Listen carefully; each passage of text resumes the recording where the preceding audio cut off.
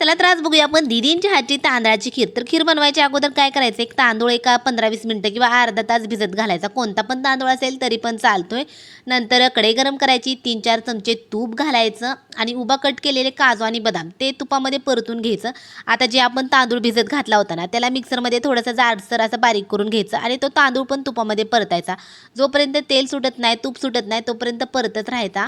आणि नंतर मग 2-3 चमचे मलाई घालायचे आणि दूध घालायचं आणि नीट व्यवस्थित सगळं मिक्स करायचं. आणि ही खीर करताय ना तुम्ही तर दुधामध्येच बनवा आणि एकदम भारी आणि एकदम टेस्टी लागते. कमी गॅसवर खीर शिजत आली का नंतर वेलची पूड घालायची आणि साखर घालायची आणि नीट व्यवस्थित मिक्स करायचं. दूध सुरुवातीलाच खूप जास्त घातलं होतं, त्यामुळे नंतर दूध वगैरे काय घालायची गरज नाही आणि दूध जरी कमी होत आलं ना, साखर घातली की नंतर थोडंसं वाढतं.